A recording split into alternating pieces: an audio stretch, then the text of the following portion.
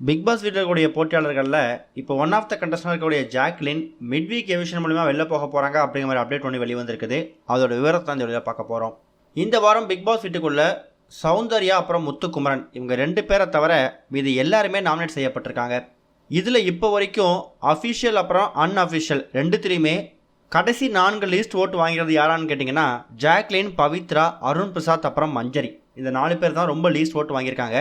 Unofficial ஓட்டிங்கன்னு பார்த்தீங்கன்னா Jacqueline, Pavithra, Arun Prasad, மஞ்சரி இவங்க list தான் இருக்கும். இந்த அன்அஃபிஷியல் ஓட்டிங் படி மஞ்சரி லீஸ்ட் பிளேஸை பிடிச்சிருக்காங்க.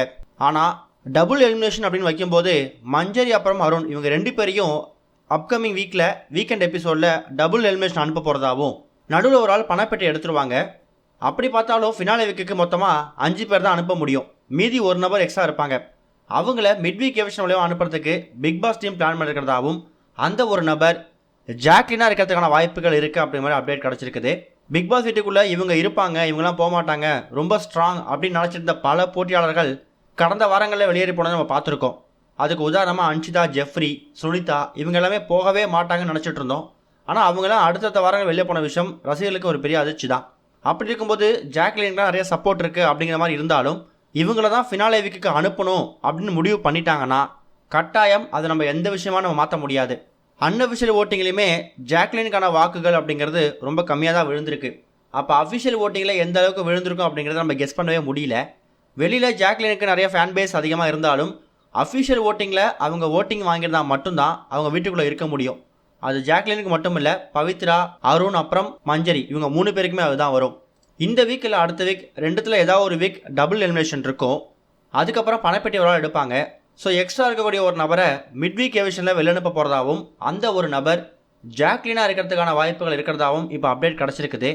என்ன நடக்க போகுது, உண்மையாகவே ஜாக்லின் மிட் வீக் எவிஷனில் போனாங்கன்னா அவங்க ஃபேன்ஸுக்கு இது எந்தளவுக்கு அதிர்ச்சியாக இருக்க போகுது அப்படிங்கிறத நம்ம வெயிட் பண்ணி தான் பார்க்கணும். ஒருவேளை மிட் வீக் எவிஷனில் ஜாக்லின் வெளில போனால் நீங்கள் என்ன மாதிரி ஃபீல் பண்ண போகிறீங்க அப்படிங்கிறத மறக்காமல் கமெண்ட்டில் ஷேர் பண்ணுங்கள். அதே மாதிரி அடுத்த வாரம் பணப்பெட்டி வாரம். ஸ்வீட் கேஸில் ஒரு குறிப்பிட்ட அமௌண்ட் வைப்பாங்க. எந்த அளவுக்கு ஹைப் வரைக்கும் அந்த அமௌண்ட் போகுதோ குறிப்பிட்ட ஒரு நபர் எடுத்துருவாங்க.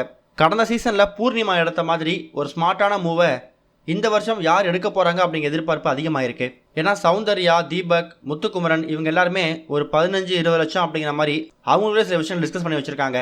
இவ்வளோ அமௌண்ட் பொட்டியில் வச்சா கண்டிப்பாக நான் எடுத்துருவேன்னு மஞ்சரி அப்புறம் பவித்ரா இவங்க 2 பேருமே உறுதியாக இருந்திருக்காங்க. எது எப்படியோ மிட் வீக் எவிஷனில் போகிறது ஒரு பக்கம் இருந்தாலும் பணப்பெட்டி வச்சா மஞ்சரி, பவித்ரா இந்த 2 நபர்களை ஒரு ஆள் கண்டிப்பாக எடுப்பாங்க அப்படிங்கிற மாதிரி தான் இப்போ வரைக்கும் ஃபேன்ஸ் நினச்சிட்டு இருக்காங்க. பணப்பெட்டியை யார் எடுப்பாங்க அப்படிங்கிறதையும் மறக்காமல் கமெண்ட்டில் மென்ஷன் பண்ணுங்க. இது வரைக்கும் கனெக்டிங் டிவிக்கு சப்ஸ்கிரைப் பண்ணனா மறக்காமல் சப்ஸ்கிரைப் பண்ணிக்கங்க. உடனடி அப்டேட்ஸ் பெறுவதற்கு நோட்டிஃபிகேஷன் பெல்லையும் கிளிக் பண்ணிக்கங்க.